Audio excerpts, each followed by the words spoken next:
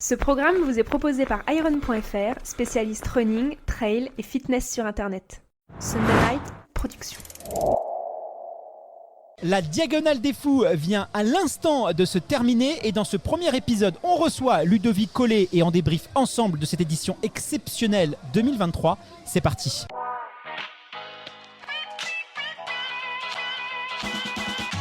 Bienvenue sur le podcast Dans la tête d'un coureur, l'émission de toutes celles et ceux qui aiment courir. Trail, route, piste ou encore triathlon, chaque lundi, venez améliorer vos connaissances sur l'entraînement, l'alimentation et la préparation mentale du coureur tout en vous amusant. Bonne écoute.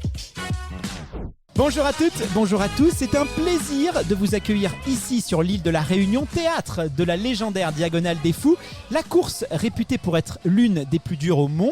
Aujourd'hui, dans cette première partie de l'Iron Live, nous analysons ensemble et on va revivre aussi les moments forts de ce cru 2023 du Grand Raid. Puis, en deuxième partie de ce podcast, préparez-vous à vivre des sensations fortes avec deux légendes du trail, François Daen et Aurélien Dunant-Palaz, tout juste couronnés rois des fous sur l'île Intense. Bref, vous l'avez compris, cet épisode s'annonce d'ores et déjà exceptionnel. Et qui de mieux pour m'accompagner que l'homme qu'on appelle souvent la voix du trail, mais c'est bien plus que ça, gardien des émotions des coureurs. Il encourage, il réconforte et parfois même il essuie des larmes des trailers et traileuses avec toujours énormément de bienveillance. Il s'agit de monsieur Ludovic Collet, animateur emblématique des plus belles courses de trail du circuit. Ludovic, c'est un plaisir de te recevoir pour la première fois dans le podcast parce que ça fait 4 ans qu'on existe, ça fait presque autant de temps qu'on vient à l'UTMB, à la Diagonale des Fous, enfin sur tous les plus gros trails, on n'a jamais eu encore l'occasion de te recevoir. Donc maintenant, c'est chose faite, tu es ici chez toi, comment est-ce que ça va ? Écoute, ça va plutôt bien. Tu risques juste d'avoir des ennuis si tu continues à m'appeler Ludovic, puisque c'est uniquement ma maman quand elle me grondait. Donc si tu peux m'appeler Ludo, ça me va. Et sinon ça va mal se passer. Non, je rigole bien sûr. Non, c'est top, tout va bien. Eh ben ce sera Ludo. Là, c'était juste pour la présentation, tu vois, histoire de mettre un petit peu formel, tu vois.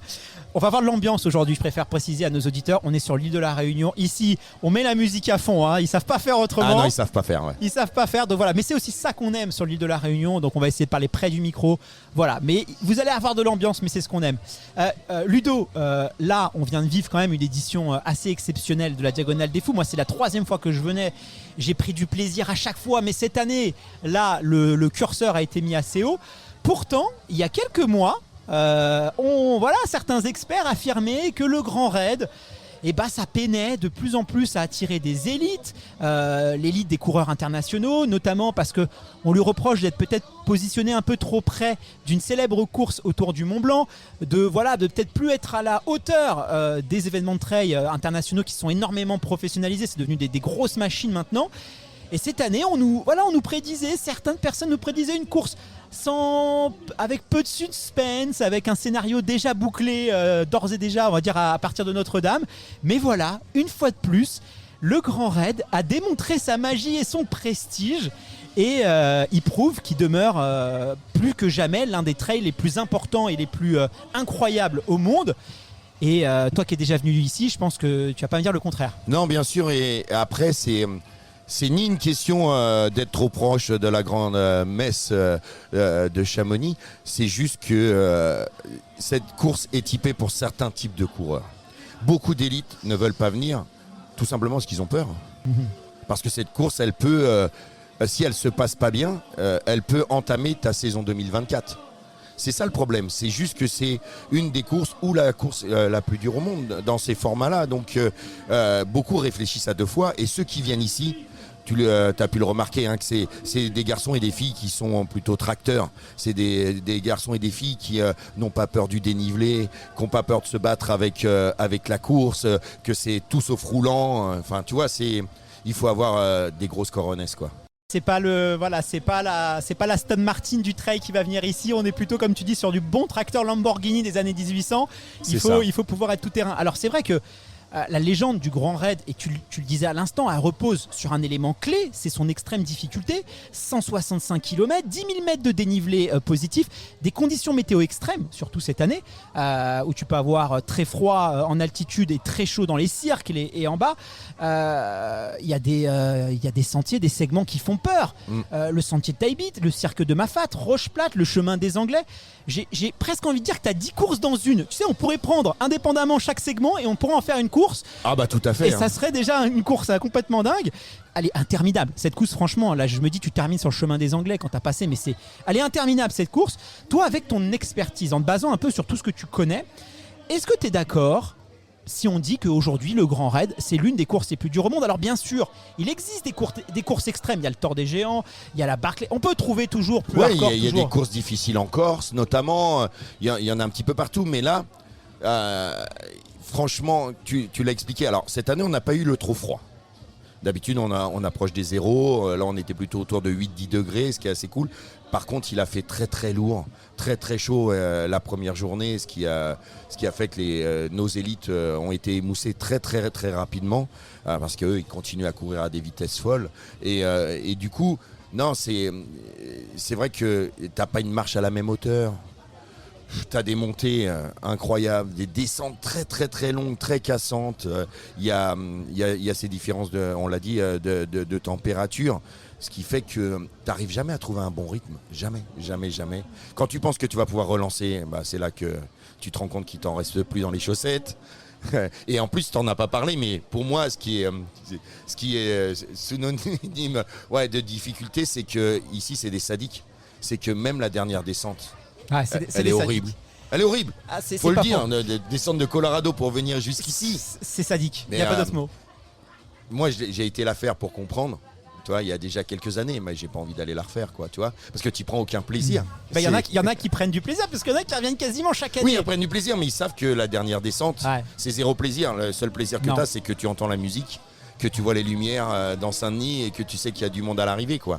Mais sinon, c'est l'enfer. Mais cette course, elle porte vraiment bien son nom, parce qu'il faut vraiment être fou pour pouvoir faire ça. Le stade de la Redoute, qu'on appelle ici le stade de la délivrance, c'est ça. On le voit sur les visages. Vraiment, les gens sont libérés, ils ont terminé, ils ont fini. Et puis, il y a aussi un élément clé que tu retrouves pas sur le Tour des Géants, que tu retrouves pas sur la Barclay, parce que oui, tu peux aller toujours dans l'échelle, dans l'escalade de la difficulté. Mais ici, l'élément déterminant, c'est sa popularité et c'est sa densité. Parce que là, elle est sur la ligne de départ et on l'a vu cette édition, tu as une densité exceptionnelle et ça fait la différence parce que c'est très dur, mais ça doit aussi aller vite, ça pousse derrière. Et donc ça c'est sûr. Aujourd'hui, si tu prends une course avec un tel niveau de performance, avec une telle densité plus sa difficulté, pour moi il n'y a pas match, c'est la course la plus dure au monde et je l'assume. N'en déplaise à certains. Non, mais moi je suis tout à fait d'accord avec toi. On peut pas comprendre tant qu'on n'est pas, pour ceux qui jouent la gagne, je parle. Tant que tu t'es pas élite et que tu essayes de te mettre à fond sur ce parcours, tu comprends pas ce qui se passe. Il faut être tellement solide, tellement solide. Et moi, je suis impressionné par vraiment, là pour le coup, être finisher de cette course-là, c'est déjà, même sans parler de chrono ou de performance, déjà il faut avoir quand même des coronesses pour pouvoir s'aligner, prendre un dossard et pouvoir s'aligner, parce que franchement, tu vois, encore l'UTMB, tu peux te dire, bon, voilà, mais là, ici, tu sais que ça va être un... disons que l'UTMB, tu sais que les barrières sont plus serrées, il faut avoir quand même beaucoup travaillé aussi la course à pied, il faut courir. Il y a des moments où il faut courir, même si sur la fin tu marches, les derniers, mais si tu veux passer les barrières horaires, il a fallu quand même préparer un minimum le fait de savoir courir et de savoir grimper, de savoir descendre. Ici, tu cours très très peu, on va pas se mentir. Mais il faut garder quand même un certain rythme, quoi. Et après, les barrières sont bien plus longues, mais ça c'est aussi une volonté ici à La Réunion d'avoir un maximum de Réunionnais qui font du sport, quoi, et qui puissent aller au bout de leurs rêves, même si sur la fin ils sont en randonnée sportive entre guillemets. Et je tiens à le dire, il n'y a rien de péjoratif quand je parle de randonnée sportive. On est d'accord. Non, mais il faut venir pour comprendre ici. Tu peux pas imaginer la souffrance que ça peut être. On parle des conditions météo, mais quand tu vas à Dodane, que tu as les roches, que tu n'as pas un gramme d'herbe qui fait 32 degrés, je veux dire, c'est horrible, quoi. Tu vas au ravito, tu as de l'eau chaude. Tu vois, si tu as l'eau parce que tu n'en as pas tout le temps. Ouais, pas tout le temps. Vois, c'est quand même un truc de dingue, quoi. Et là, moi, quand je regarde les profils des gens qui arrivent, oui, tu as des mecs qui sont affûtés comme des lames de rasoir, mais tu as aussi des mamans, des papas Là, quand je suis venu te chercher, j'ai vu un couple qui est arrivé. Ouais, tu l'as vu, hein. Oui, mais c'est incroyable. Mais je me dis, mais où est-ce qu'ils trouvent la force de faire ça, quoi? Mais moi, tu vois, je veux dire, j'ai la trentaine, je suis comme en bonne condition physique, je me sens pas capable. Et tu vois des personnes âgées, mais tu te dis, c'est incroyable le corps humain, ce qu'il est capable de faire. Là, on a vu, tu vois, le couple que j'ai vu avec une dame qui je sais pas, qui doit faire 1m55, qui doit quand même, qui pesait un certain poids. Mais je me suis dit, mais c'est incroyable, quoi. Et elle arrive même avant la barrière horaire, quoi. Ah oui, elle est large, hein, tu vois bien. Elle est large, c'est impressionnant. Mais c'est aussi parce que ils n'ont pas subi la chaleur comme les métros peuvent la subir. Ouais. Ils s'entraînent sur le terrain, ça aide aussi. Hein, et puis ils le font à un rythme en marchant. Comme ils disent ici, hein, tipa tipa, mais t'arrêtes pas. Tipa tipa, tipa tipa, tipa tipa. Voilà. Alors, on parlait de la densité tout à l'heure. Et cette année, pour parler un petit peu du plateau, on a eu quand même une course particulièrement relevée. Alors chez les garçons, Aurélien Dunant, Palaz, avait fait de la Diagonale des Fous un objectif de saison. Et c'est vrai qu'après sa Hard Rock 100, c'est clairement en fils de favori. Hein. Mais voilà, très vite on apprend aussi que Serge Germain Grangier sera aussi de la partie. Et c'est sûr qu'après sa 3e place à l'UTMB, avec une course qu'il a gérée d'une main de maître, on s'est dit mais tiens, il est quand même sur un pic montant. Qu'est-ce que ça va donner? Est-ce qu'il va pouvoir tirer son épingle du jeu? Et puis coup de théâtre, un peu plus de 2 semaines avant l'événement, on apprend que François Den, quadruple vainqueur du Grand Raid, annonce qu'il sera lui aussi sur la ligne de départ après 1 an d'arrêt à la suite d'une blessure. Là, c'est pour les favoris, les têtes d'affiche des médias. Mais il y a aussi des outsiders qui sont tout aussi impressionnants. Ah non, mais il y avait du costaud. Hein. Jean-Philippe Tchoumi, Lambert Santilli, il y a même les Réunionnais. Judy Kael, Fabrice Payet qui a été surprenant, on en reparlera tout à l'heure, mais qui a fait une course complètement dingue. Donc là, on avait un plateau élite au départ très diversifié. Toi qui les connais bien aussi, j'ai l'impression avec des profils, des qualités très différentes. Il y avait quand même si on retrouve certains patterns, évidemment, et tu le disais tout à l'heure, on avait quand même une belle diversité de coureurs. Ouais. Et surtout, dans des contextes particuliers, un François qui revient de blessure, un Aurélien qui a un peu maudit parce qu'il s'est planté 3-4 fois, à chaque fois ça loupait. Donc là c'était très dur de savoir qui allait l'emporter. Toi qui connais bien tous ces athlètes, est-ce que tu t'attendais à voir qui briller sur la ligne de départ? Est-ce que tu t'imaginais un scénario de course? Et est-ce que finalement ça s'est passé comme tu avais prévu? Pas du tout, j'ai eu tout faux cette année. Mais alors, tout faux dans mes pronostics. Enfin, tout faux, je suis pas si loin de la vérité, mais j'ai... j'aime moi faire des pronostics, pas forcément par rapport à la cote Ultra, mais par rapport à ce que j'ai vu dans la saison, tu vois. Et s'il n'y avait pas eu, je reste persuadé que si s'était pas fait une cheville en début de parcours, Clément Mathieu, le Suisse, aurait fait quelque chose d'assez grand, je pense. Du coup, ça m'a un peu perturbé mes podiums, mais j'imaginais un vrai mano à mano entre François et Aurélien, parce que même après 1 an sans compétition, je me doutais bien que François, même s'il avait dit je vais être bon sur 10-12 heures, après ça sera compliqué, c'est ce qui s'est passé d'ailleurs. Ce qui était plutôt vrai. Ouais, ce qui était plutôt vrai, mais je sais aussi qu'il sait se préparer. Et je m'étais dit, il va accrocher le plus longtemps possible Aurélien. Et sur le papier, Aurélien était le plus fort et il l'a démontré parce que sa saison est juste exceptionnelle. Et il fait partie de ces garçons qui décident de faire très peu de courses. Ah, c'est à contre-courant en ce moment. Hein. Ouais, très peu de courses. Mais par contre, quand il y est, Et là, tu vois, comme tu l'as dit, un hard rock incroyable. Moins de 23 heures. Là, ici, en patron, devant. Point. C'était fort. On reparlera de sa course tout à l'heure parce qu'on a vraiment des choses à dire. Et puis derrière tu me demandais, moi j'attendais un Alexis Sevenec mais pas aussi costaud. J'avais mis il était un peu du podium. Hein. Ouais, il est un peu du podium. Ça s'est joué à la fin. Je vous dis, hein, ça manquait un peu de jus. Il a décidé de devenir. Il a toujours été athlète pro, mais là il a décidé d'être athlète pro. Sur longue distance. On va entendre parler de lui. Ah, ça c'est sûr. Ouais, moi je l'ai vu, il était impressionnant. Ça c'est sûr. Enfin Lambert, tout s'aligne et il nous sort une grosse course parce qu'on connaît son potentiel, mais il n'arrivait pas à le prouver ici sur le Grand Raid.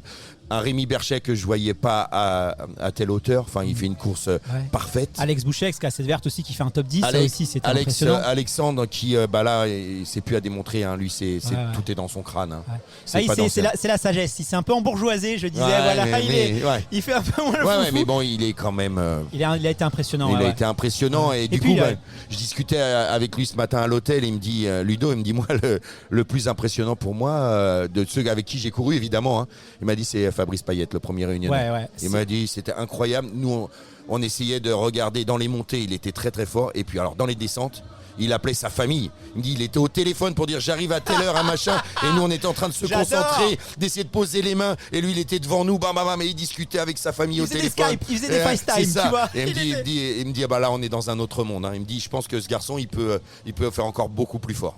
Ouais, c'était impressionnant. Bon, c'est vrai que après, voilà. il connaît les sentiers par cœur. Ouais, mais on l'attendait quand même. Tu vois, dans les favoris réunionnais, bon, c'est vrai que. C'était Judicaël. Hein. Voilà, c'était Judicaël. Et il s'est montré Judicaël. Moi, qui a fait une très belle course aussi. Judicaël, si tu écoutes un jour ce podcast, sache que tu as toute mon admiration. Pour aller chercher la gagne, il faut prendre des risques. C'est pas passé cette année. Certains diront ouais, t'es parti trop vite. Moi, je trouve pas. T'as fait ce que tu savais faire, Judicaël. Félicitations. Ouais. Puis on a hâte de revoir un Réunionnais gagner là. Voilà, parce que ça sera quand même. Mais ça arrivera. La fête en folie. Et puis c'est vrai que bon, on a un François Daen, voilà, qui effectivement, bon, alors c'est vrai qu'il annonçait sur les réseaux qu'il s'est très peu préparé. Moi, je profite un peu de cet épisode parce qu'on a lu des commentaires en disant vous avez vu, on peut aller sur la diagonale avec un mois de préparation.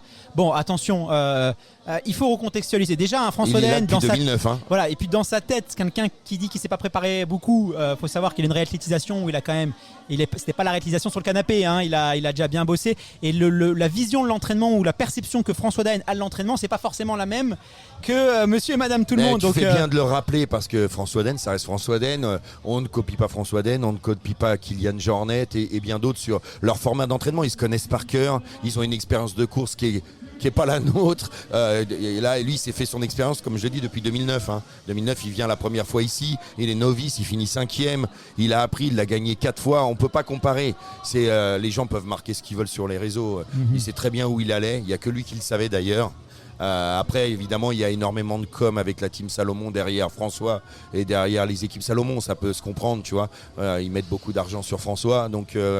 Voilà, ça fait partie du jeu, mais il y avait que lui qui savait exactement où il allait. Oui, non, mais on parle d'un athlète qui est en club d'athlètes depuis qu'il s'est marché, depuis qu'il a 10 ans, qui a eu un parcours énorme. C'est le plus grand athlète de notre avec. Bien sûr, et qui a un passif de sportif énorme, donc il a des acquis que personne ne peut avoir. Je veux dire, quand t'as autant couru, voilà, évidemment que la réutilisation va être beaucoup plus vite que n'importe qui. Et puis c'est un grand champion, et un grand champion, ça se pointe pas sur la ligne de départ en touriste, même si on va pas, voilà, évidemment qu'il n'était pas avec un niveau de confiance, ça c'est évident, et que ça peut pas être comme un Aurélien, et que c'est pas un François à 100%, on va pas se mentir. Et on l'a vu avec les problèmes de vente, il y a des petits détails comme ça. Mais même avec un François à 100%, cette année c'était compliqué d'aller chercher Aurélien, je pense. Hein, tu vois. C'est clair. Et justement, allez, on refait un petit peu la course tous les deux. Ouais. On est jeudi soir, 21h Saint-Pierre, là il y a une ambiance de fou. Et là, dès les premiers instants, c'est Aurélien qui prend les rênes de la course. À l'image un peu de sa performance à la Hard Rock, il a choisi un peu d'imposer son rythme ou tout simplement de suivre son rythme qui s'était fixé, parce que voilà, je pense que c'est quelqu'un qui sait très bien ce qu'il fait, hein, Aurélien, faut pas croire. Mais maintenant, c'était quand même un pari risqué de partir en tête comme ça, parce que contrairement au trail américain, là, on n'a pas le droit à des lièvres. Il n'y a pas le droit aussi à des bâtons. On sait que c'est un coureur qui maîtrise, qui a su aussi bien exploiter ses bâtons, notamment sous les conseils d'un certain Ludovic Pommeret. Et donc là, il a un peu pris. C'était vraiment la gazelle. Hein. C'est la gazelle devant qui était pourchassée par des athlètes et pas n'importe qui, parce que quand derrière, tu as du François Daen, tu as du Germain, tu as du Lambert. Enfin, voilà, c'est pas n'importe qui. Toi, Ludo, comment est-ce que tu analyses un peu cette stratégie solitaire un peu d'Aurélien dans cette arène sauvage qui est le Grand Raid? Ça semble quand même un pari risqué. Clairement, ça passe ou ça casse, quoi. Ah, je suis pas tout à fait d'accord. C'est son format depuis quelques années maintenant, de partir devant. Gros travail avec Jean-Louis Ball là-dessus. Je pense que... Alors, ce que j'ai vu moi au départ, c'est que, et ça peut se comprendre, hein, on avait le numéro 1 mondial, 4 victoires. Tous les médias se sont tournés sur la ligne, sur François. Personne sur Aurélien, alors que c'était le grand favori. Ouais, c'est vrai. Non, mais il faut le reconnaître. J'étais là, j'ai bien vu sa tête. Aurélien, je le connais bien. Et tout de suite, il a voulu montrer qui était le patron, tout simplement. Et puis en plus, je crois qu'en fait, quelque part, il n'en avait rien à battre de tous les autres. Il allait faire sa course. Il était déterminé. Exactement. Hein. Mais exactement. Je suis bien d'accord avec toi. On a fait une petite interview avec lui avant le départ, et c'est vrai que tout le monde était tourné vers. Mais c'est normal aussi. Mais oui, mais bien sûr. Voilà, il n'y a pas des reproches, c'est normal. Non, on est attiré par. Voilà. C'est juste ce qui s'est Mais passé. c'est vrai que c'est humainement, ça doit. Alors après, je suis pas à sa place. On va le recevoir tout à l'heure. Je sais pas si on aura l'occasion de parler de ça, mais c'est vrai qu'humainement, t'es favori et tu vois un peu. Et c'était vraiment flagrant. T'avais tous les caméras qui étaient sur François et lui qui était tout seul à côté. Exactement. Et il s'est bien mis sur le côté d'ailleurs. J'ai eu l'impression qu'il s'est nourri de ça. Mais c'est sûr. Et que tu vois dans sa tête, il était là. Vas-y. On va voir tout mais à l'heure. c'est totalement Où ça. est-ce que seront les caméras à l'arrivée? Et du coup, il le fait dès les premiers mètres. Et voilà, ouais. Comme le faisait François quand il était complètement sûr de lui, quand il était au plus haut de sa forme. Il partait devant. La tour de contrôle, là, la tour de contrôle, aujourd'hui, c'était Aurélien. On a un coureur qui a assumé finalement dans la course son statut de favori. C'est ça. Et moi, qui j'aime. a pris les choses en main. Voilà, Ah. ça c'est le charisme du sportif et de la sportive. Parce qu'on verra tout à l'heure que chez les filles, on a eu exactement un peu ce scénario-là. Alors, on va un peu plus loin dans la course. Là, on est à Notre-Dame-de-la-Paix. On sait que c'est stratégique.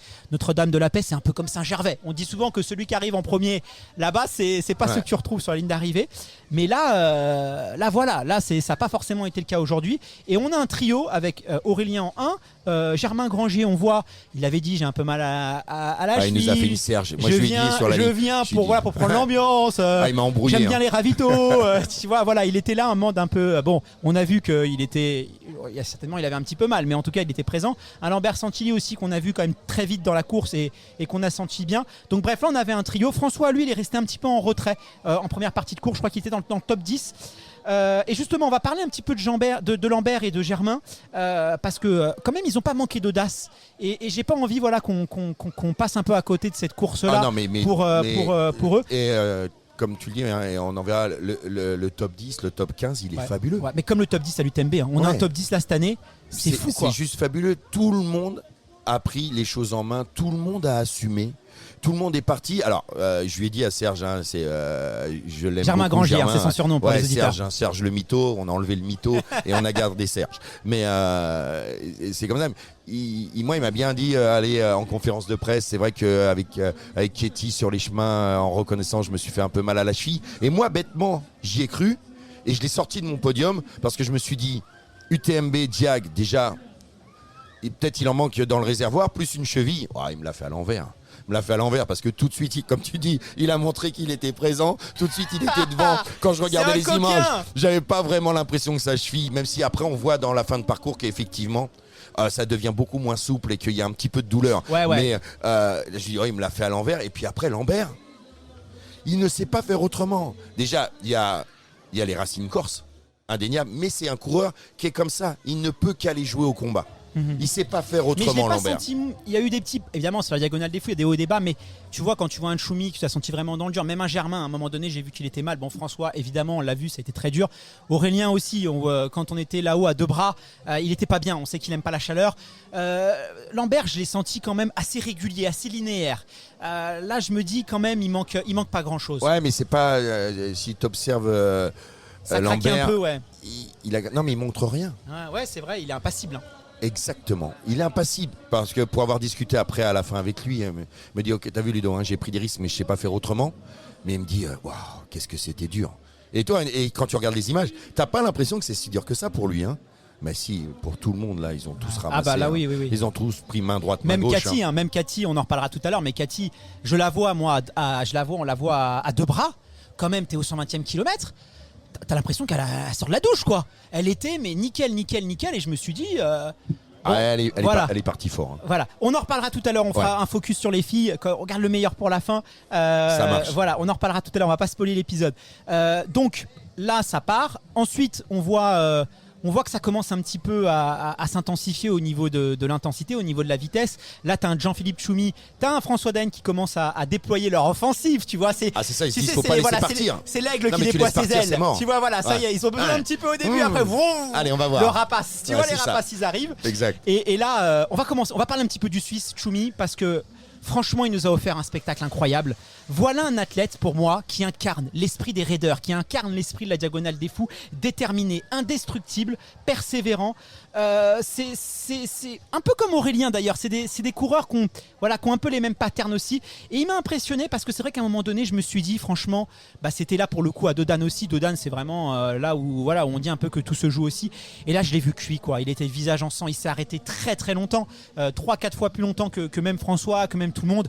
Et je l'ai senti au plus bas. J'ai dit, il est mort. Franchement, il est mort. Derrière, tu avais le petit loustique là, Germain Serge, qui était alors lui tout sourire et qui allait en faire qu'une bouchée.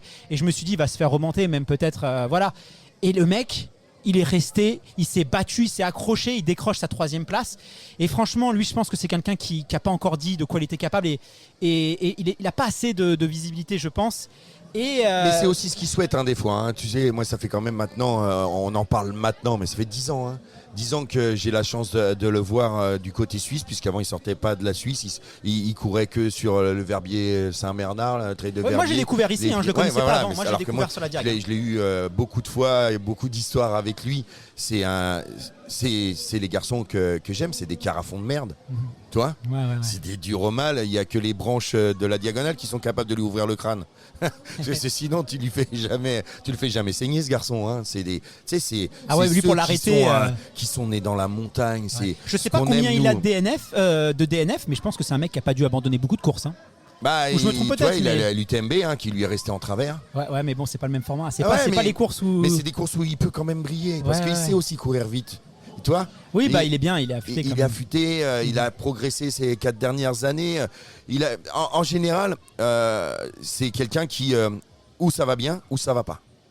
Tu vois, il n'y a pas d'entre-deux. Et je trouve que c'est là où il a progressé. Par rapport au début où quand je le voyais courir en Suisse, il était capable de te faire un bras d'honneur, de poser les bâtons et se casser de la course, tu vois. Ah ouais, d'accord. Ouais, d'accord, c'est marrant. Ça me saoule. Ouais, c'est un peu à la Roger Federer, quoi. Il a progressé de fou, c'est-à-dire que même quand ça se passe pas bien, il serre les dents et on l'a vu encore cette année, quoi. Tu vois, il serre les dents et puis il va le chercher ce podium. Ouais, je dis c'est un peu la Roger Federer pour ceux qui aiment le tennis parce que c'est vrai que Roger c'était quelqu'un quand il était jeune, il s'énervait, il cassait ses raquettes, il devenait fou, il abandonnait et puis après on l'a vu qu'il s'est transformé et il a brillé, et il a eu la sagesse et ça lui a profité. Alors François Daen, lui voilà, comme je dis, il part un peu dans le top 10. Il a fait un comeback un peu à l'image, moi ça m'a rappelé sa Hard Rock 100. Voilà, moi j'ai vu un peu la Hard Rock 100, en tout cas sur le début de course, où il revient très fort. On s'en souvient de sa remontada spectaculaire sur Kilian et Dakota Jones. Ouais, pour après continuer à courir avec Kilian tout le long jusqu'au dernier ravitaillement avant que Kilian parte dans la descente. C'était assez dingue, mais voilà, cette année, pour revenir sur la tête de course, j'ai eu l'impression, on le recevra tout à l'heure, qu'il a un peu puisé aussi dans ses réserves, surtout face à des adversaires qui quand même ont montré aucun signe de faiblesse ou de ralentissement. D'ailleurs, j'ai quand même l'impression, et d'ailleurs ça a été un peu le cas aussi sur l'UTMB, que la stratégie, alors je dis pas que c'est la stratégie qu'a voulu faire François aujourd'hui parce que voilà, c'est un François qui revient de blessure et tout, mais en tout cas cette stratégie un peu que Ludo fait aussi un petit peu, qui est voilà, la stratégie qui consiste à laisser un peu les leaders prendre de l'avance en espérant peut-être une baisse de régime ou une défaillance, ça devient de plus en plus compliqué. Et aujourd'hui, même sur une Diagonale des Fous qui est quand même pas la course considérée comme la plus rapide, j'ai l'impression que ça ne marche plus ce genre de stratégie. Et aujourd'hui, on a des ultra trailers qui sont des athlètes hyper complets, qui maîtrisent tous parfaitement les stratégies de course. Et regarde les abandons sur l'UTMB de la dernière édition, il y en a quasiment pas. Les abandons cette année, quasiment pas. Et aujourd'hui, il y a une densité qui est telle, il y a un niveau qui est tellement monté que compter sur une défaillance, se dire allez, j'ai mon expérience, je vais les laisser un peu. Aujourd'hui, ça ne marche plus, j'ai l'impression. Et qu'aujourd'hui, il faut suivre. C'est la première année. Ouais, oui, mais pour nous ici, je te parle ici. Mais ici, si tu laisses partir maintenant, si tu penses que les mecs ils vont se péter, c'est fini ce temps-là. Mais on savait pas, on aurait pu spéculer, se dire attention, Germain il a plus assez de jus parce qu'il fait un gros UTMB. Faut pas. Oui, bien sûr. Cette troisième place, c'est comme une victoire. Oui, c'est clair. Non, tu vois, je veux dire, c'était fabuleux. Il s'est battu pour la deuxième place aussi. Donc, on peut se dire, Germain va péter. On se dit, si ça porte la poisse, Lambert, ça s'aligne pas cette année non plus. Ça craque. Alexis Sévenet, qui n'a pas l'expérience, c'est son premier 100 miles, ça peut péter. Du coup, ça te fait vite remonter dans les places, tu vois. Mais là, cette année, si on compte, il n'était pas encore arrivé dans le top 10, mais moi, je pensais qu'il allait pouvoir faire le top 10. On a eu juste Mathieu Clément et Judy Kael. Ouais. Mais sinon, tout le monde a été au bout. Tout le monde. Ouais, c'est fou. Donc du coup, pour nous, c'est génial. Ouais. C'est génial parce que tu te dis qu'est-ce qui va se passer. Ça remonte, il y a ça garde des places. Je pense à mon ami, 48 piges, Cédric Chavet. Ouais. Il n'a pas pu compter sur le fait que ça pète devant. Il est resté 8e. Ludo, il nous la refait pas. Non, mais voilà. Ouais, t'as du souci à se faire. Mais Ludo, il est quand même rapide. Il sait faire. Il est très complet. C'est que lui, quand il accélère, il sait faire. Il est capable. Sauf que là, la plupart, ils étaient tous à bloc. Ils pouvaient pas accélérer plus. Mais tu vois, moi je me souviens l'UTMB avant on disait les mecs s'ils gagnent pas, s'ils sont pas pour le podium, ils bâchent parce que ça sert à rien, on t'oublie. Aujourd'hui tu faisais un top 10 là aujourd'hui ou tu fais un top 10 à l'UTMB, t'es un cador quoi. Tu vois aujourd'hui c'est plus seulement la première ou la deuxième place. Ça fait 20 ans l'ami. Ouais. Ça fait 20 ans. Le sport, ça y est, il est devenu majeur. Ouais. Non, mais tu vois, c'est la dentité surtout. Il y a de la densité. Il y a toujours eu du très haut niveau, mais c'était quelques athlètes. D'ailleurs, c'est toujours les mêmes qu'on voyait. Il y avait quand même beaucoup. Tu testais des entraînements. Maintenant, beaucoup de choses sont validées. Il y a eu aussi des recherches. Enfin, toi, maintenant, tout le monde sait quand même bien se préparer. On connaît aussi les difficultés de la Diag, on connaît les difficultés de l'UTMB. Maintenant, la plus grosse des difficultés, et pour moi, c'est le mental.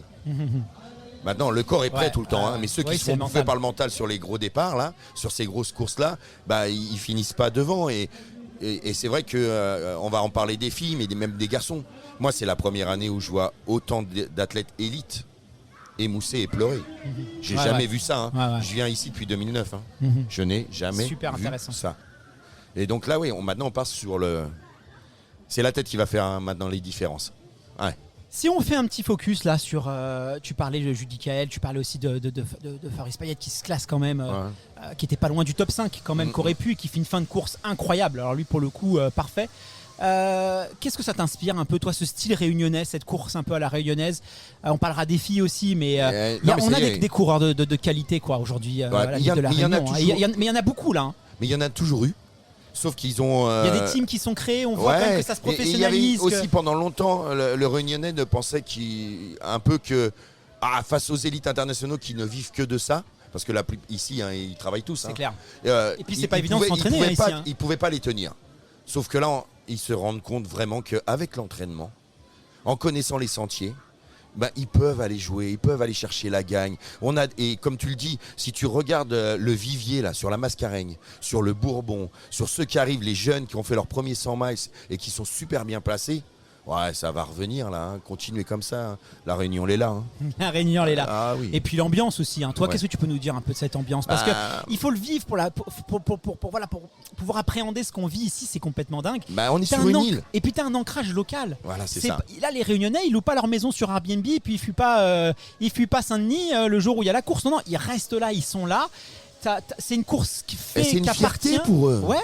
Et ça, c'est vrai que cette dimension locale, cet encouragement, François le disait, moi sans les encouragements, j'étais plus là. Ouais. Alors c'est vrai que d'autres courses, il y a des trucs de dingue. Mais ici, il y a une ambiance il y a un côté populaire, c'est pas que des passionnés, c'est pas que des férus, c'est des enfants, c'est des mamies, c'est des pères de famille, c'est des ouvriers, c'est le peuple qui t'encourage. Mais moi, tu sais ce qui m'a marqué, hein, c'est dès 2009.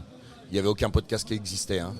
On n'était pas à la mode, hein. Il y avait pas de podcast, c'était pas filmé, c'était rien. Mais déjà ici, même s'il y avait beaucoup d'erreurs dans les journaux, et c'est pour ça après qu'ils ont fait appel à moi, que voilà, on a amené une certaine façon, expliquer qui étaient les internationaux, qui étaient les Réunionnais. Enfin voilà, il y a eu un gros travail de fait. Mais du coup, ils ont toujours mis en avant ce sport. Il y avait des unes. Ça passait moi, c'est ce qui m'a frappé en 2009. J'ai dit chez nous, du côté de la métropole, on parle pas de ce sport, en tout cas dans les grands médias. On n'en parle pas. Et là, ici, j'arrive, toutes les radios se mettent à l'heure de la diagonale, toutes les télés se mettent à l'heure de la diagonale, et puis les journaux, tout le monde se met à la diagonale. On dit une Coupe du Monde, hein, c'est une finale de Coupe du Monde. Exactement. Et je me disais, waouh, mais quel respect ils ont pour eux. Ils appellent ça les raiders. Tu vois, je me disais, waouh, mais où on est? Et puis ça n'a cessé d'augmenter, ça n'a cessé de se professionnaliser, de sortir des articles. Puis tous les podcasts sont arrivés, et tant mieux, parce que moi j'aime ce sport et on doit le valoriser, on doit le montrer, on doit le mettre sur tous les réseaux. Tu vois? Quand on aime, on est dans le partage. Hein. De toute façon, ça, moi, les personnes qui me disent voilà, machin, c'est que souvent, quand on veut garder les choses pour soi, c'est quand même qu'il y a un problème. Voilà. Et du coup, tu t'en rends compte, tu viens depuis 3 ans et depuis 3 ans tu kiffes. Ouais. Tu kiffes parce que voilà, tu te rends compte que toute l'île est à l'unisson. Ouais, non, mais c'est voilà. Puis moi, je suis tombé amoureux de la destination, je suis tombé amoureux de l'ultra. Alors, je sais que des fois, on nous dit vous parlez trop d'ultra. Oui, c'est vrai, c'est une erreur. Mais c'est vrai. Et on nous dit il y a aussi le circuit, il se passe tellement des choses de dingue. Tu vois, sur le circuit ultra, là, t'as des Rémi Bonnet, t'as des coureurs des sections, et on va en parler plus. Mais c'est vrai que quand t'es émotionnel, quand t'es passionné sur les Golden Trail Series, c'est hyper intéressant parce que les gars ils ont un niveau mais incroyable. Tu as raison. Donc voilà, mais c'est vrai que c'est un truc de dingue. Et incontestablement, le Grand Raid, ça doit sa popularité à l'incroyable soutien du peuple réunionnais, à la beauté aussi de cette île et ses sentiers. Moi, je la connaissais pas, j'ai découvert. Et même les Réunionnais, ils ont découvert aussi parce que il faut dire que c'est technique ici pour accéder. Et on parle le Mafat, Taïbit, c'est vrai que c'est des. Avant, comme tu dis, ils y allaient pas tant. Hein. Ouais, tout le monde vraiment était la course plutôt qui a au bord mis. De l'eau mais voilà, c'est ça. Ça les a permis. Mais tu sais, on le dit souvent, mais c'est vrai. Quand tu parlais du couple tout à l'heure, mais tous les Réunionnais qui viennent courir.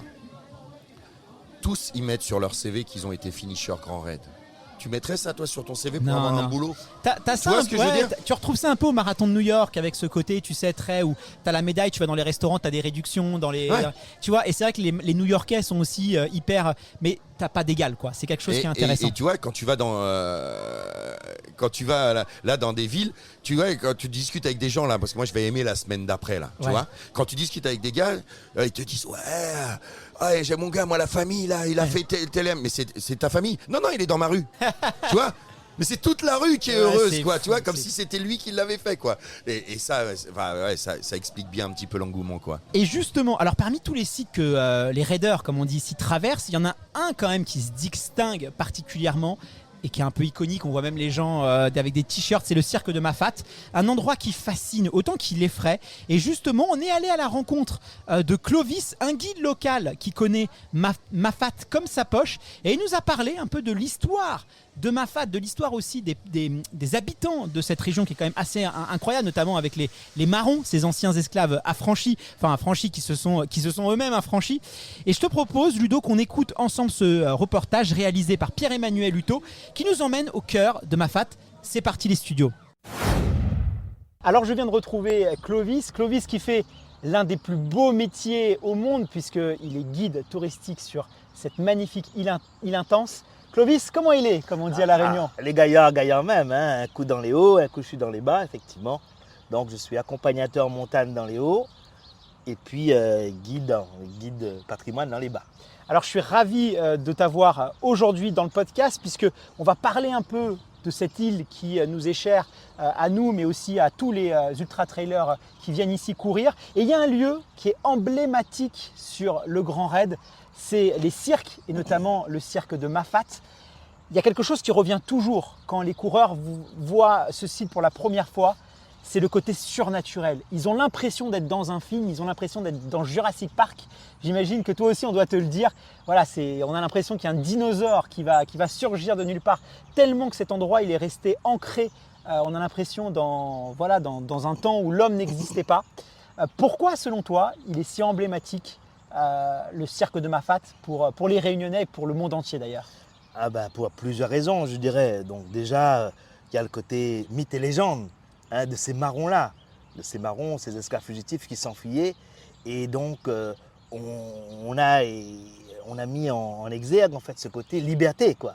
Liberté, tu rentres dans le cirque de Mafat, tu as une autre dimension. Tu vois, tu as un espace-temps qui est franchement différent. Au-delà des paysages qui sont assez monstrueux déjà, hein. Donc les cirques, c'est ces falaises à plus de 1000 mètres de dénivelé, toujours végétalisées, ces îlettes, là, ces plateaux, ces hameaux.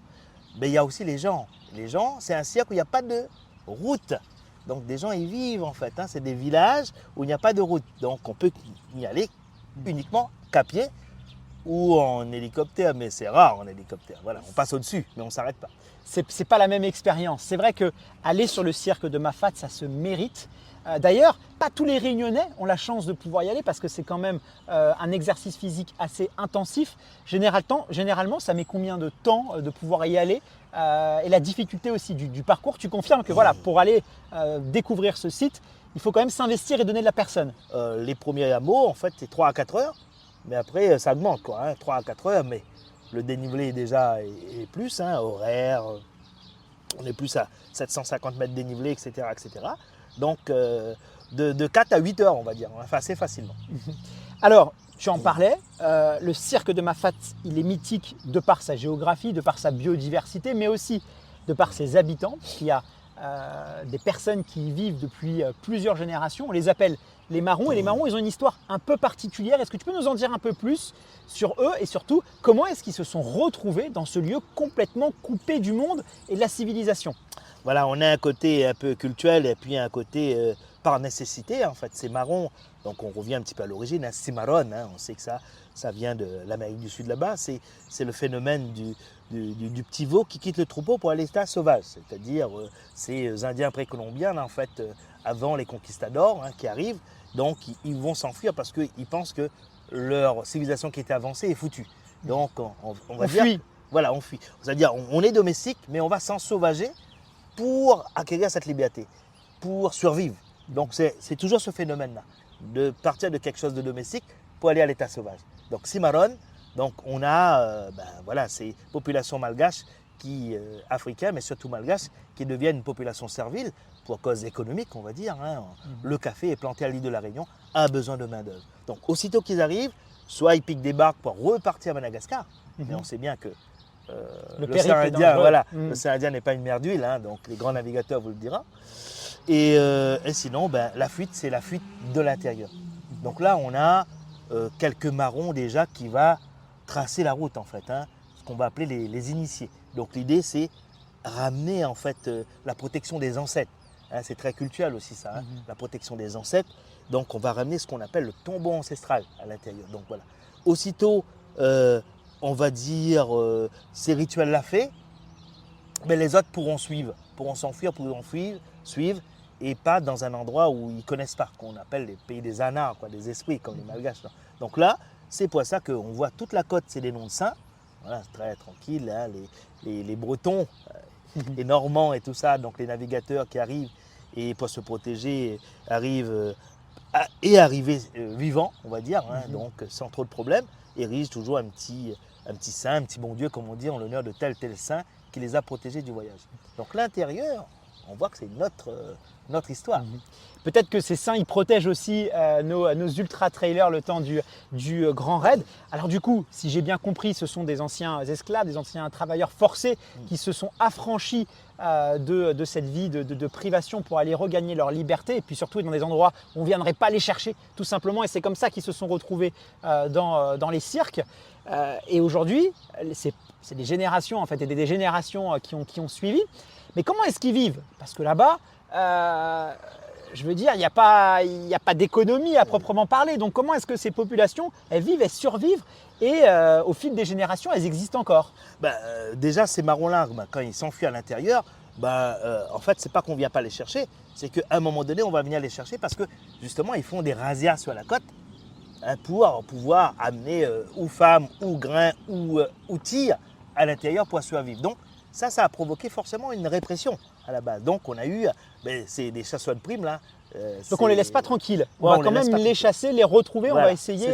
C'est ça. Voilà. Ils n'ont pas gagné leur liberté, quoi. Il faut toujours se battre. Coûte que coûte, on va dire, au péril de leur vie pour certains. Donc du coup, mais par contre, ce qu'on a retenu, nous, plus, parce que c'est plus une histoire, plus notre histoire, c'est que c'est plus cette légende où les noms, en fait, ont continué on va dire l'origine des noms, la toponymie, en fait, c'est des noms malgaches qu'on va retenir. Donc, le nom des marrons, donc Simandef, celui qui ne veut pas être esclave, qui veut être libre, on va dire, Mahafati. Par contre, Mahafat, effectivement, ce cirque-là, pour y survivre, c'est quand même hostile. Fat, ça veut dire la mort, celui qui donne la mort. Donc, si on ne prend pas soin, si on se fait attraper par les marrons, effectivement, on ne va pas vivre. Et Tsilaosa, après que l'on ne quitte pas. Après, le danger peut venir après. Donc, Silaos ou Salazi, le bon campement. Donc, voilà. Donc, tous ces mots-là, au Brahmassine, terre sacrée, tous ces noms-là, on voit que on a ramené finalement ces ancêtres-là pour protéger, en fait. Donc, on va rester à l'intérieur à un moment donné. Et puis, à l'abolition de l'esclavage, c'est 62 000 esclaves libérés.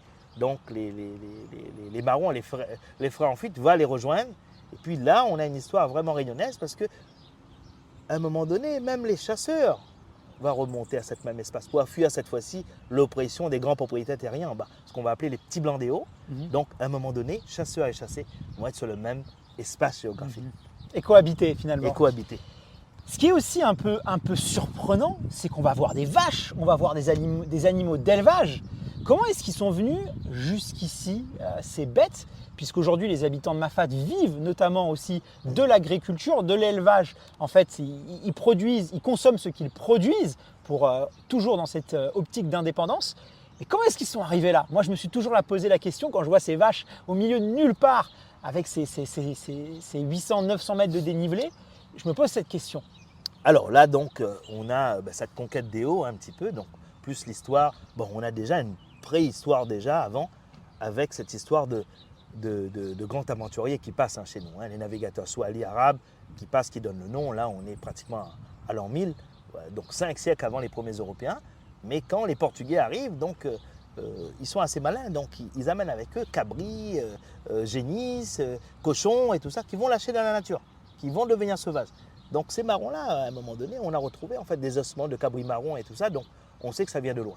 Par contre, l'élevage moderne que tu as vu dans la plaine des Tamarins notamment et tout ça, ça passe par ces petits blancs des hauts, ces cadets de famille en fait, qui vont arriver du côté de Salazie, et certains, les premiers vont être des éleveurs, quoi, début 20e, qui vont être des éleveurs. Donc on voit que en fait, la barrière géographique entre le cercle de Salazie et le cercle de Mafat était tout près. Donc Léo va accueillir ses premières familles d'éleveurs. Donc ils vont monter ils vont monter dans les hauts. avec certains animaux, quoi. Voilà, avec certains animaux, plutôt vaches, cabris. Incroyable. Voilà. On n'imagine pas. Merci beaucoup Clovis et puis à bientôt j'espère sur l'île Intense. Oui, nous la trouve. Retour au studio. Ludo, je te propose maintenant qu'on s'intéresse à la course féminine. Je disais tout à l'heure, on garde un petit peu le meilleur pour la fin et c'est vrai qu'au départ de cette course, alors là, évidemment, Katy Scheid, elle faisait office de favori et on l'a vu notamment avec sa victoire à l'UTMB en 2022 où elle avait impressionné.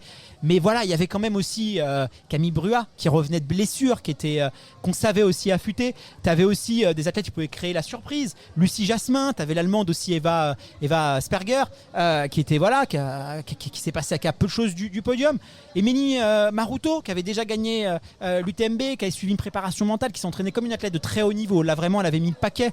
Sissi Cusso aussi qui pouvait créer la surprise. Marcel Vienne, alors ici c'est la reine qui connaît parfaitement et qui pouvait profiter peut-être un peu de cette bagarre qui aurait pu laisser des traces. Voilà, toi tu t'attendais à quoi? Est-ce que c'était gagné d'avance pour toi, pour Katy? Ouais, c'est ce qu'il y avait de plus lisible. J'ai mon podium féminin complet. Là, c'est le seul podium où j'ai tout bon. Voilà, là j'avais tout bon parce que c'était vraiment lisible. Pour moi, Camille serait pas encore prête. Katy serait intouchable. Émilie, je la savais dans la forme de sa vie. Donc même si elle n'arrive pas à passer, dû à la chaleur, elle n'arrive pas à passer sous les 30 heures comme elle l'avait fait l'année où elle gagne. Mais je savais que tout était revenu après la blessure. C'était dur ça pour elle. C'était dur pour elle. Mais là, je savais qu'elle allait nous faire un grand coup. Mais là, c'est pareil.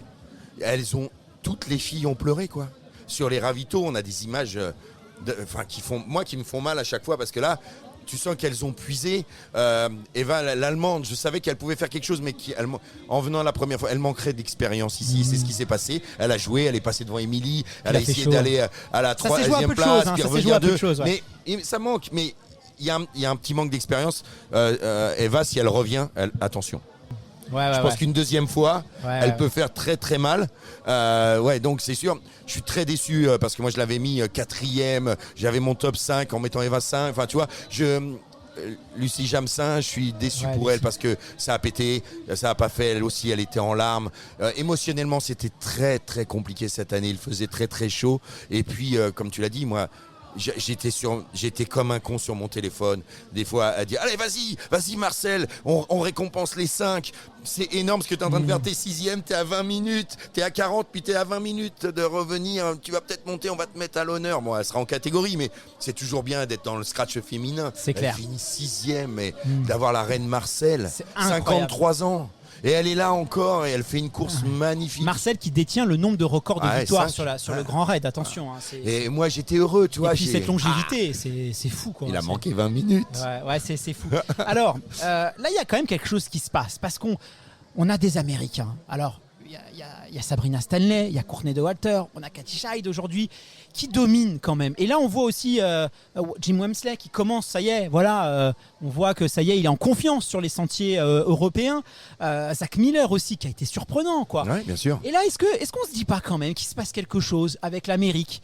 Est-ce qu'ils ne sont pas en train de prendre un peu, est-ce que l'oncle Sam est en train de prendre la couronne un peu à nous les Français? Est-ce qu'on n'est pas en train de se faire bouffer là par les Américains? Qu'est-ce que tu en penses? Si tu regardes, la France reste la nation numéro 1, mais c'est pas un problème même si elle passe 2 ou 3 tant qu'on vit des bons moments. Il n'y a pas encore la densité aux États-Unis. Chez les filles, surtout, un peu plus quand même. Il faut se rappeler de Rory et tout, mais les Américaines, elles ont toujours été là. Toujours. Pour moi, il y a rien d'exceptionnel. Elles sont là. Les garçons, c'est différent. Il y avait de la pression. On leur mettait, pour moi, beaucoup trop de pression. Pour moi, Jim, le premier, mais pas que Jim. Pour moi, je pense que je me suis trompé. Mais pour moi, le premier qui allait gagner l'UTMB, pour moi, c'était Tim Tollefson. Je trouvais Ouais, que ça joue à pas de choses. Ouais, à l'époque, je pensais que c'était lui le plus costaud, c'était lui le plus intelligent dans sa stratégie de course et tout. Ça n'a pas fait pour lui, mais bon, il a toujours fait des Oui, puis il belles est toujours là. performances. Il est toujours là. Et les Américains ont toujours été là, mais je pense que c'est pareil. Si la grande kermesse avait été aux États-Unis, il y a longtemps que Ouais. ça serait des Américains. Mais là, on va Et toi, voir, hein, parce qu'avec nous, la victoire de Jim, il y aura, à mon avis, un avant, un après pour les Américains. Ouais. Et Bah, là, c'était ça se complexé, développe maintenant c'est beaucoup. fait. Il y aura plus de pression, mais tu sais, on est ici à La Réunion, c'est la même. On leur met la même pression, C'est la clair. même aux Réunionnais. Et c'est pour ça que c'est difficile. Et le jour où ils vont regagner, ça va être fabuleux. Mais du coup, quand on aura gagné, pour revenir une deuxième fois pour regagner, il y aura une telle pression sur l'île que ça sera pas facile. Camille Brua aussi qui faisait son grand retour. Voilà, Camille, c'est une personnalité attachante, c'est une athlète qui a un style incroyable, qui a du charisme. C'est beau de la voir courir, tu vois. Ouais, ça c'est sûr. Bah, t'as vu ces grands compas là. Ouais, c'est Elle a des incroyable. jambes interminables. Ouais, puis c'est Il y a plus régulier, de c'est tronc et solide, c'est la tête. intelligent. Ouais, Et c'est puis fort. c'est une fille intelligente qui Bien sait sûr. parfaitement gérer la blessure. Je l'ai eu en interview justement, c'est vraiment une fille qui fait pas d'erreur. Franchement, dans sa gestion, là, elle a eu une blessure, elle a très bien géré sa blessure parce que c'est aussi là, dans ces moments de faiblesse, qu'on voit un peu les athlètes, les motivations intrinsèques, extrinsèques, est-ce qu'ils arrivent à pas prendre trop de poids, à rester motivés. Tu vois, même François, c'est pareil. Là, on a... Ouais, Camille, moi, m'impressionne. C'est une fille qui fait pas d'erreur. Ouais, et puis bon. Elle se compare pas, elle focus sur elle-même. Après, l'avantage qu'elle avait, c'est qu'elle a vécu 5 ans ici. Ouais. C'est qu'elle connaît les sentiers. Bon, elle les a un peu poncés la semaine dernière et la semaine d'avant. Mais comme tu dis, ouais, c'est quelqu'un de très intelligent, mais très intelligente, mais qui a pas en revenant de blessure, qui avait pas le niveau de Cathy. Hein. Cathy, faut se rappeler, et moi j'étais aussi un petit peu déçu pour elle, parce que ça c'est comme quand tu es dans les années Nadal, Federer, quoi. Tu vois ce que je veux dire? C'est que elle fait une western incroyable derrière Courtenay, mais Courtenay prend tellement la lumière qu'elle a quand même la deuxième performance jamais faite chez les femmes. Et on n'en a pas parlé, Cathy. Toute la lumière a été sur Courtenay, on peut comprendre, tu vois. Mais du coup, cette même fille sa a victoire du à talent. l'UTMB, c'est vrai que sa victoire à l'UTMB, Ouais. ça a pas. Non, ça a parce pas que pris. elle est plus réservée, parce C'est que ça. voilà, Ouais. c'est sûr que face à une Courtenay de Walter qui prend toute la lumière. qui est rayonnante, qui est pétillante, c'est vrai qu'elle prend toute la lumière et puis c'est stratosphérique. Mais aujourd'hui, est-ce qu'une Cathy elle peut aller un peu attaquer une Courtenay? Tu vois, est-ce que c'est pas impossible? Pour l'instant, franchement, aucune femme ne peut aller attaquer Courtenay.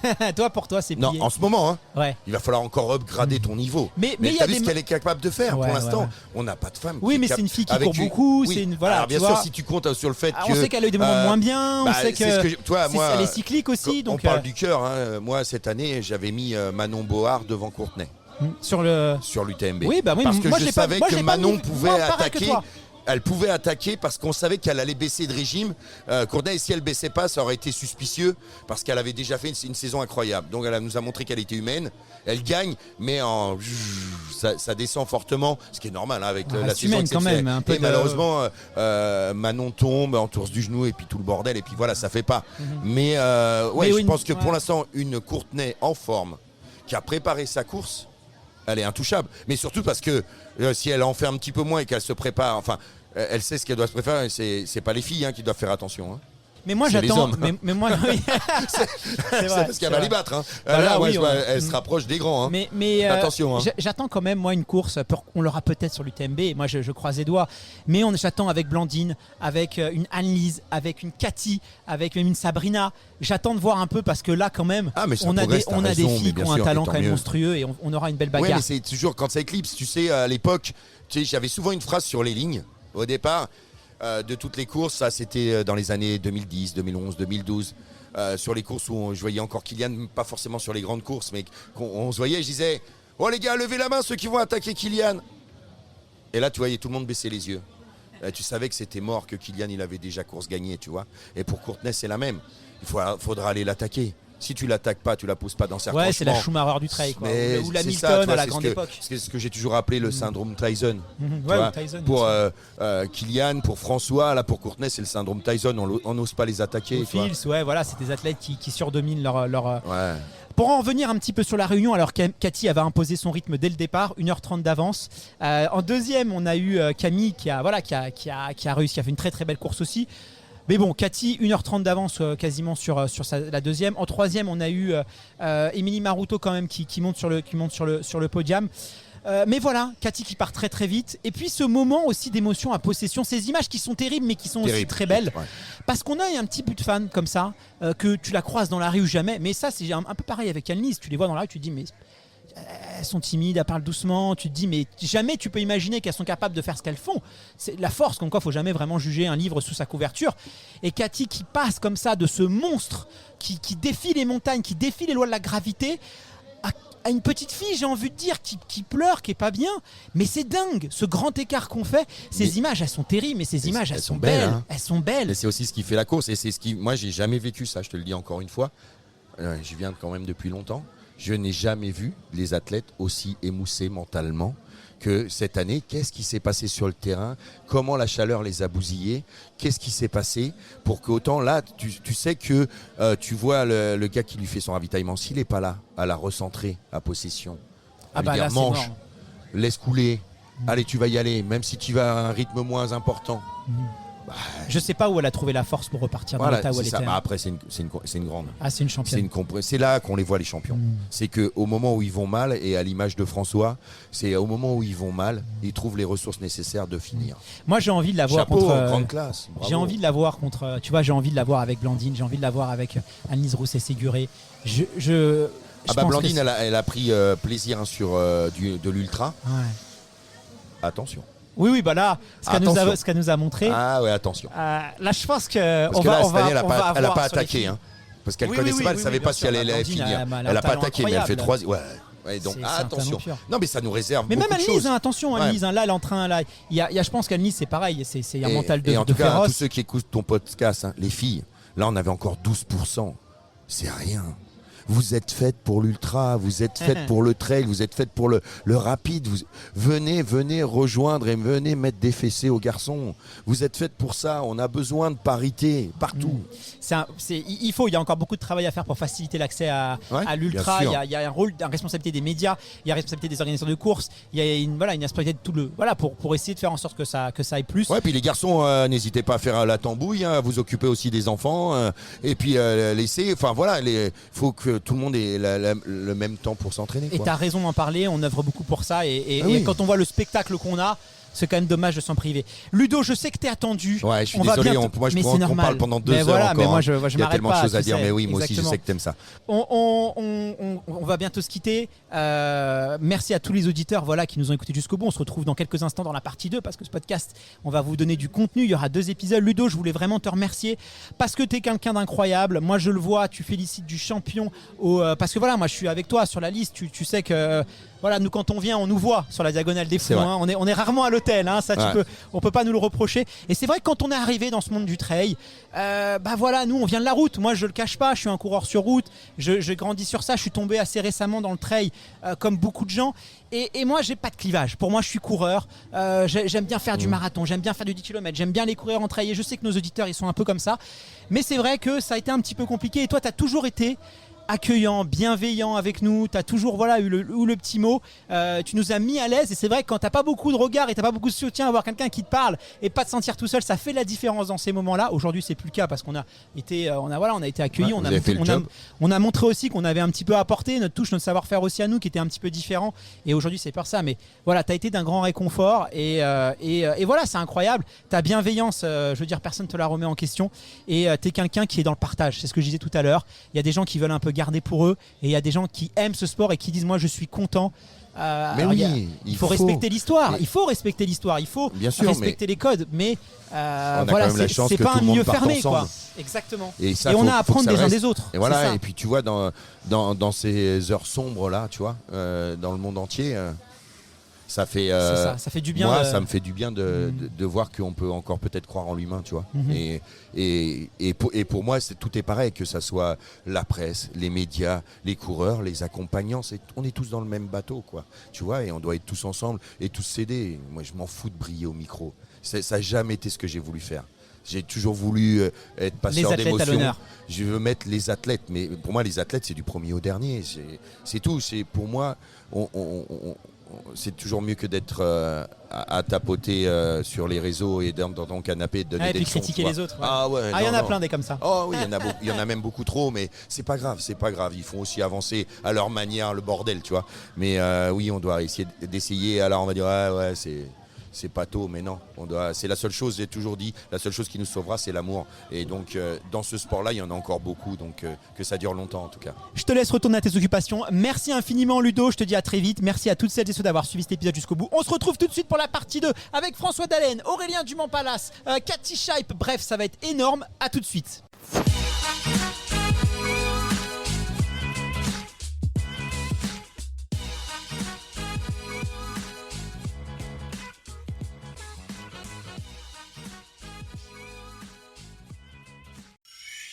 Cette émission vous a été proposée par Iron.fr, spécialiste running, trail et fitness sur Internet.